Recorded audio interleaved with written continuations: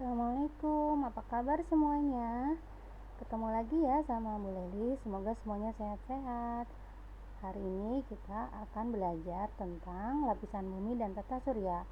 Sebelumnya, mari kita berdoa dulu dan membaca basmalah. Bismillahirrahmanirrahim. Tujuan pembelajaran hari ini adalah untuk menganalisis sistem tata surya, rotasi dan revolusi bumi, rotasi dan revolusi bulan, serta dampaknya bagi kehidupan kita semua di bumi. Kemudian yang kedua itu supaya kalian dapat menjelaskan apa itu lapisan bumi, gunung api, gempa bumi, serta tindakan pengurangan resiko saat maupun pasca bencana sesuai ancaman bencana di daerahnya masing-masing. Segala sesuatu yang berkaitan dengan sistem tata surya itu pasti akan berpengaruh terhadap sistem kehidupan kita semua di bumi. Maha besar Tuhan yang telah menciptakan alam dengan begitu indahnya, begitu agungnya, dan bekerja sesuai dengan sistemnya. Oleh karena itu, marilah kita semua selalu belajar dengan sungguh-sungguh, tanpa membuang-buang waktu sia-sia, dan selalu senantiasa bersyukur dan berusaha menjaga karunia-Nya sebagai wujud ketakwaan kita kepada Tuhan Yang Maha Esa, agar kita kelak menjadi manusia cerdas dan peduli terhadap semua ciptaan Tuhan yang telah diciptakan. Tata surya. Coba kalian amati gambar yang Ibu tampilkan ini. Ini merupakan salah satu gambar dari sistem tata surya kita ya. Subhanallah ya, begitu indahnya, begitu cantiknya dengan warna-warni dan mereka bergerak sesuai orbitnya. Apa sih tata surya itu? Tata surya adalah susunan benda-benda langit yang terdiri dari matahari sebagai pusat senter dari sistem tata surya. Kemudian ada planet-planet yang selalu bergerak mengelilinginya. Kemudian ada komet, meteoroid, dan asteroid yang selalu senantiasa mengelilingi matahari. Planet yang dekat dengan matahari itu cenderung lebih cepat daripada planet yang berada paling jauh dari matahari. Bidang edar planet-planet ini disebut sebagai bidang edar, dan bidang edar bumi itu mengelilingi matahari disebut bidang ekliptika. Susunan tata surya yang pertama yaitu matahari sebagai pusat sistem tata surya. Sini matahari itu memiliki 4 bagian-bagian dari matahari ya. Itu kalau misalkan kalian mau singkat boleh infokrako. Ini apa? Inti. Jadi dari bagian dalam itu bagian mataharinya adalah inti atau core dalam bahasa Inggrisnya. Kemudian fotosfer. Setelah fotosfer lalu ada kromosfer. Yang terakhir adalah korona. Korona itu yang seperti api ya. Jadi yang paling luar, itu yang paling panas, itu disebut korona, bagian terluar dari matahari. Di antara inti dan fotosfer itu terdapat daerah radiasi dan daerah konveksi. Di daerah tersebut energi berpindah secara radiasi dan konveksi. Masih ingat ya materi tentang energi kalor? Itu panas atau kalor bisa berpindah secara radiasi, konveksi maupun konduksi. Nah, di sini di matahari juga terjadi proses perpindahan energi panas atau energi kalor. Itu dua peristiwa yaitu radiasi dan konveksi. Susunan dari tata surya kita yang kedua yaitu dikenal dengan istilah planet dalam. Planet dalam ini adalah planet-planet yang berada paling dekat dengan matahari. Itu terdiri dari 4 jenis planet ya. Yang pertama yaitu Merkurius yang paling dekat dengan matahari, kemudian Venus yang kedua, kemudian yang ketiga yang terlihat seperti berwarna biru yang paling cantik itu adalah planet kita bumi, yang keempat adalah planet Mars. Nah, ini adalah planet-planet dalam. Apa sih planet itu? Planet adalah benda langit yang tidak dapat memancarkan cahaya sendiri. Akan tetapi dia hanya memantulkan cahaya dari bintang yang diterimanya. Planet dalam atau istilahnya bisa dikenal dengan terestrial. Salah satu planet dalam yang akan kita pelajari lebih jauh yaitu tentang planet kita sendiri, yaitu planet bumi. Jangan sampai kita tidak tahu planet kita sendiri seperti apa. Oke, planet bumi itu gambarnya seperti gambar di yang paling atas ya. Ini sumbernya dari NASA. Itu dia terlihat berwarna biru, sungguh cantik. Nah, planet bumi ini terdiri dari 3 komponen utama. Yang pertama adalah atmosfer atau lapisan komponen gas ya. Atmosfer ini pada awalnya itu terbentuk dari letusan gunung berapi yang kaya nitrogen dan karbon dioksida, akan tetapi sedikit oksigen. Kemudian organisme fotosintetik mengolah karbon dioksida menjadi oksigen dan melepaskan oksigen tersebut ke atmosfer sebagai hasil pengolahan makanan yang memanfaatkan cahaya matahari. Setelah terdapat oksigen di atmosfer, maka barulah terbentuk ozon. Ozon ini adalah O3. Masih ingat ya, unsur O adalah oksigen. Jadi kalau O3 adalah ozon. Ozon memiliki peran yang penting karena dia dapat melindungi bumi dari radiasi matahari. Nah, radiasi matahari ini sangat berbahaya bagi organisme di bumi. Nah, atmosfer terbagi menjadi dua. Ada yang di bagian bawah, ada yang bagian atas. Ini tampak pada gambar yang ada di bawahnya ya. Coba kalian amati. Nah, untuk yang bagian bawah itu berawal dari troposfer. Troposfer itu yang paling bawah. Nah, di troposfer ini tempat terjadinya fenomena hujan, awan, angin ya. Kemudian di atas troposfer itu sekitar lebih kecil dari 50 km itu adalah lapisan stratosfer. Lapisan stratosfer ini tempat pesawat terbang bergerak. Jadi kalau misalkan kalian yang pernah naik pesawat, itu pasti kalian kalau lihat ke jendela bisa melihat awan-awan ya, seperti pesawat itu berjalan di atas awan, karena itu berada di lapisan stratosfer. Karena awan itu adanya di lapisan bawahnya, yaitu troposfer. Nah, di atas stratosfer itu ada lapisan atas. Yang pertama lapisan atas adalah mesosfer. Mesosfer ini pelindung bumi dari benda-benda luar angkasa. Jadi kalau misalkan ada meteor jatuh dari luar angkasa ke bumi, maka dia akan terbakar di lapisan mesosfer sehingga melindungi bumi. Kalian bayangkan jika tidak ada mesosfer, itu akan jatuh ke bumi sebesar apa meteor ya. Nah, kita bersyukur Allah menciptakan adanya lapisan-lapisan ini sebagai pelindung planet kita, yaitu bumi. Kemudian yang berikutnya yaitu termosfer. Termos itu artinya panas ya, berarti lapisan panas. Kenapa disebut lapisan panas? Dia suhunya mencapai 1982 derajat Celcius. Nah, ini juga sebagai letak tempat mengorbitnya teleskop dan pesawat ulang-alik. Nah, pada termosfer ini itu melindungi bumi dari radiasi UV atau ultraviolet. Lapisan yang terakhir yaitu eksosfer. Eksosfer ini di atas 500 km dari bumi. Eksosfer itu tempat orbit pesawat luar angkasa. Jadi kalau ada pesawat luar angkasa kayak UFO gitu ya, maupun satelit itu di orbitnya di lapisan eksosfer. Komponen utama planet bumi setelah atmosfer yang kedua adalah litosfer. Litosfer ini adalah lapisan batuan yang merupakan komponen padatan dari bumi. Struktur padat bumi itu terdiri dari kerak bumi, mantel, dan inti bumi. Nah, berdasarkan struktur bumi ada dua teori, yaitu teori tektonik lempeng serta teori gempa bumi dan gunung berapi. Pada saat teori lempeng atau teori tektonik lempeng, itu jika dua lempeng bergerak saling menjauh, lempeng tersebut bersifat divergen ya, istilahnya divergen kalau dia menjauh. Contohnya apa? Contohnya lempeng Indo-Australia bergerak menjauh dari lempeng Antartika.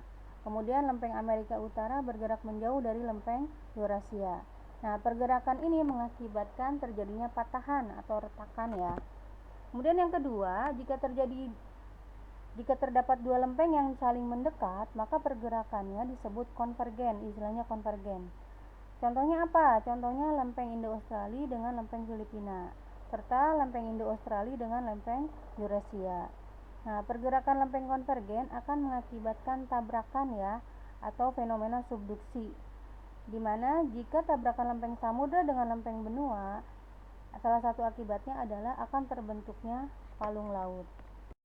Teori yang kedua setelah teori tektonik lempeng adalah teori gempa bumi. Ketika lempeng tadi bergerak atau patah, maka energi akan dilepaskan. Energi yang dihasilkannya itu sangat besar ya. Energi tersebut akan mengakibatkan terjadinya getaran yang merambat melalui material bumi. Nah, getaran ini akan dinamakan sebagai gempa bumi. Semakin besar energi yang dilepaskan, maka getarannya akan semakin terasa. Kalau ada yang bilang getaran atau gempa bumi ini istilahnya adalah lini ya, gempa bumi. Kalian mungkin pernah merasakan adanya gempa bumi. Nah, jika terjadinya gempa bumi ini, kalian bisa mencari tempat-tempat yang aman ya. Jangan di bawah bangunan yang mudah runtuh, lebih baik keluar rumah atau keluar bangunan ya. atau boleh juga berlindung di bawah meja yang kokoh ya, cari meja yang agak kokoh, boleh berlindung kalau misalkan kalian tidak ada waktu untuk keluar rumah. Nah, pada gelombang seismik di permukaan bumi ini akan merambat pelan-pelan dan memiliki kekuatan penghancur yang besar karena dia tadi membawa energi potensial ya. Nah, perambatan gelombang di permukaan bumi itu sangatlah kompleks dan dia merambat di permukaan bumi dengan cara menggerakkan batuan atau tanahnya seperti ombak ya. Jadi dia merambat seperti gelombang air di laut. Nah, pada gempa bumi ini ada istilahnya namanya hiposentrum adalah pusat gempa bumi, lalu ada epicentrum itu adalah permukaan di atas tanah yang sebagai dampak dari getaran dari hiposentrum. Teori yang berikutnya adalah teori gunung berapi. Beberapa gunung berapi itu terbentuk karena tabrakan dua lempeng. Proses tersebut akan menghasilkan serangkaian gunung berapi, di mana yang telah kamu pelajari sebelumnya itu jika terdapat dua lempeng yang bertabrakan, maka lempeng yang memiliki massa jenis yang lebih besar akan menekuk ke bawah.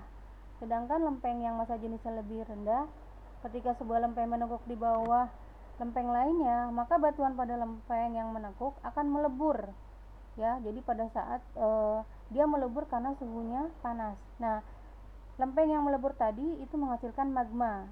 Nah, magma ini akan naik menuju permukaan karena perbedaannya massa jenis. Massa jenis yang lebih kecil akan naik ke atas ya, menggantikan massa jenis yang lebih besar.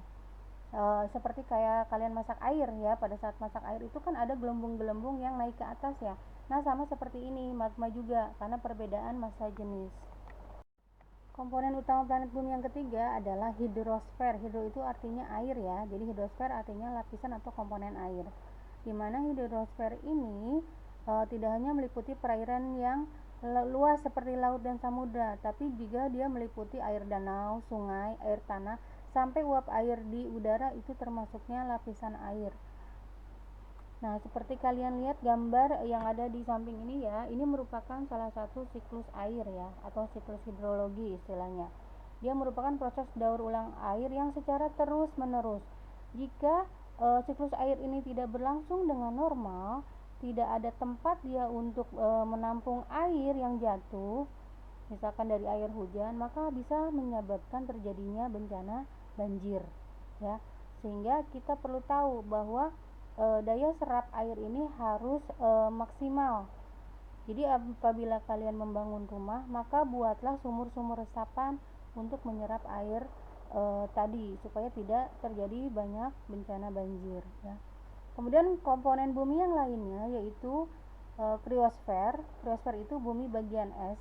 Kemudian biosfer itu bagian bumi terdapat di mana berlangsungnya kehidupan. Setelah kita bahas komponen-komponen bumi, bumi juga memiliki lapisan-lapisan ya. Nah, lapisan bumi ini tersusun dari atmosfer sebagai lapisan terluar, tadi sudah kita bahas. Kemudian kerak bumi, yang ketiga mantel atau selubung bumi, yang keempat itu inti luar, dan yang kelima adalah inti dalam. Inti luar dan inti dalam ini merupakan bagian dari inti bumi ya. Nah, bentuk dari lapisan itu seperti selimut bola, di mana dia menyeliputi lapisan dalamnya. Sedangkan kerak dan mantel bumi itu terdapat dalam bagian litosfer, jadi lapisan batuan. Itu seperti gambar ya, bisa kalian lihat kalau dibelah bumi seperti itu. Tadi sudah kita pelajari tentang lapisan-lapisan bumi maupun komponen utama bumi. Seperti kalian ketahui, bumi kita juga terjadi proses yang namanya rotasi dan revolusi bumi. Apa itu rotasi bumi? Rotasi bumi adalah perputaran bumi pada porosnya. Kalian perhatikan pada gambar, dia berotasi tidak lurus horizontal ataupun vertikal ya, tapi dia agak miring beberapa derajat. Nah, kalau waktu rotasi bumi adalah waktu yang diperlukan bumi untuk sekali berputar. Itu berapa lama? 23 jam 56 menit atau istilahnya kalian kenal sebagai satu hari. Kalau dibulatkan jadi 24 jam. Bumi berotasi dari barat ke timur. Nah, rotasi bumi ini dapat mengakibatkan beberapa peristiwa, yaitu gerak semu harian matahari, perbedaan waktu, pembelokan arah angin maupun pembelokan arah arus laut. Sedangkan peristiwa revolusi bumi itu adalah perputaran atau peredaran bumi saat dia mengelilingi matahari. Berapa lama waktunya? bumi itu mengelilingi matahari yaitu sekitar 365,25 hari. Kalau dibulatkan adalah selama 1 tahun. Nah, revolusi bumi juga mengakibatkan beberapa peristiwa, yaitu terjadinya geruk semu tahunan matahari, perbedaan lamanya siang dan malam, maupun pergantian musim.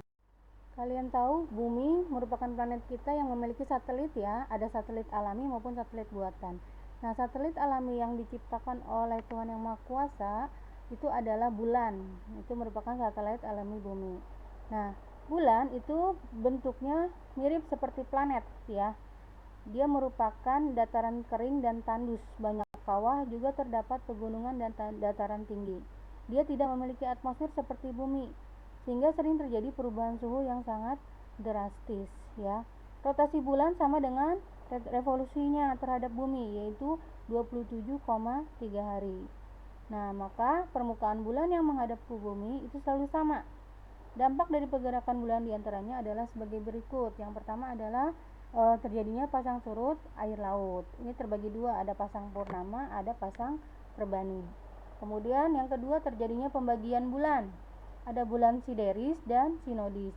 Bulan sideris itu bulan berevolusi selama 27,3 hari. Sedangkan bulan sinodis itu bulan berevolusi selama 29,5 hari.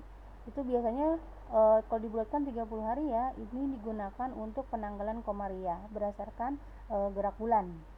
Kemudian yang ketiga yaitu fase-fase bulan. Yang pertama bulan baru, lalu bulan sabit, bulan separuh, bulan cembung, dan yang terakhir adalah bulan purnama. Itu biasanya di tanggal 15 pertengahan bulan ya, terjadinya bulan purnama. Baik, kita sudah menjelaskan tentang planet bumi tadi ya, sudah kita pelajari. Nah, sekarang kita lanjut lagi ke susunan tata surya. Tadi yang pertama adalah matahari, yang kedua planet dalam, yang ketiga adalah planet luar. Planet luar ini disebut juga dengan planet Jovian. Dia letaknya jauh dengan matahari. Ini ada 4 planet ya yang disebut dengan planet luar, yaitu Jupiter, Saturnus, Uranus maupun Neptunus ya. Ini ada 4. Susunan tata surya yang keempat yaitu disebut sebagai komet. Kalian perhatikan gambar, di situ ada gambar bagian-bagian komet ya. Subhanallah, terlihat cantik sekali. Nah, ini bagian-bagian komet. Yang pertama adalah inti komet. Inti komet itu bagian komet yang berukuran lebih kecil dan dia padat, tersusun dari debu dan gas. Kemudian yang kedua yaitu koma. Koma yaitu daerah kabut sekitar inti, jadi terlihat seperti kabut.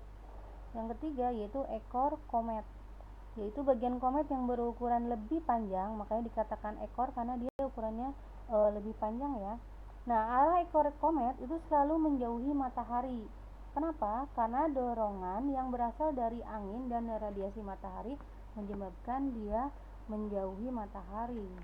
Susunan tata surya yang kelima yaitu meteorit. Meteorit itu adalah potongan batu atau puing-puing logam di mana dia mengandung unsur besi dan logam. Dan meteorit ini berasal dari luar angkasa ya, jadi bukan berasal dari bumi. Ini contoh gambar dari meteorit di Arizona ya, terlihat seperti kawah yang sangat besar ya. Kalian perhatikan, dan itu ukuran seperti itu yang sangat besar tadi itu sebenarnya sudah dihancurkan ya dari pelindung bumi kita ya. Meteorit itu mengelilingi matahari dengan orbit tertentu. Dia tercepat bergerak sekitar 42 km per detik. Itu sangat kencang ya. Kalau misalkan kalian bawa motor pada kecepatan 42, nah meteorit juga bergerak itu sama, itu dengan kecepatan 42 km per detik. Gesekan tersebut akan menghasilkan panas dan membakar meteoroid tersebut. Meteoroid yang habis terbakar oleh atmosfer bumi pada saat jatuh ke bumi itu baru dikatakan meteor. Jadi kalau yang belum jatuh namanya meteorit. Tapi setelah jatuh ke bumi dan terjadi gesekan dengan atmosfer itu disebutnya meteor. Jika meteoroidnya tidak habis terbakar saat melalui atmosfer dan jatuh ke bumi itu baru dikatakan meteorit ya. Jadi prosesnya awalnya meteorit yang dari luar angkasa, saat masuk ke atmosfer itu dikatakan meteor pada saat jatuh. Nah, tapi yang sudah jatuh sampai ke bumi itu baru dikatakan meteorit. Susunan tata surya yang keenam adalah asteroid. Apa itu asteroid? Asteroid adalah potongan-potongan batu yang mirip dengan materi penyusun planet. Sebagian besar asteroid itu terletak di daerah antara Mars dan Jupiter. Kalian bisa perhatikan pada gambar ya. Jadi si asteroid itu terletak antara Mars dan Jupiter. Ya, di sini seperti bintik-bintik putih pada gambar. Nah, itu adalah asteroid. Nah, ini asteroid ini yang terletak di antara Mars dan Jupiter itu disebut sabuk asteroid. Tadi kita sudah membahas bahwa bumi kita itu mengalami atau peristiwa rotasi dan revolusi bumi. Nah, rotasi dan revolusi bumi, bulan, mengelilingi matahari dan bumi itu akan mengakibatkan terjadinya proses gerhana. Nah, gerhana ini terbagi dua, ada gerhana matahari, ada gerhana bulan. Gerhana matahari terjadi jika bulan itu posisinya berada di tengah-tengah antara matahari dan bumi. Sedangkan kalau gerhana bulan itu bumi yang berada di tengah-tengah antara matahari dengan bulan. Nah, di sini terdapat daerah umbra dan penumbra. Umbra apa sih? Umbra adalah bayangan gelap yang terbentuk selama terjadinya gerhana. Jadi kalau misalkan kayak kalian nih berdiri di atas di depan sumber cahaya, itu kan ada bayangan gelapnya ya. Nah, bayangan gelap tadi itu dikatakan umbra. Sedangkan penumbra adalah bayangan kabur. Jadi terlihat remang-remang selama terjadinya gerhana. Baik, cukup sekian penjelasan dari Ibu. Semoga bermanfaat dan semoga kalian paham ya. Jika kalian ingin tahu lebih jauh, boleh dibuka-buka bukunya atau cari referensi lain di Google maupun YouTube ya. Nah, di situ banyak informasi tentang sistem tata surya kita maupun planet-planet. Oke, sekian dulu. Jika ada kesalahan mohon dimaafkan. Wabillahi taufiq wal hidayah. Wassalamualaikum warahmatullahi wabarakatuh. Alhamdulillah, luar biasa. Jangan lupa berdoa.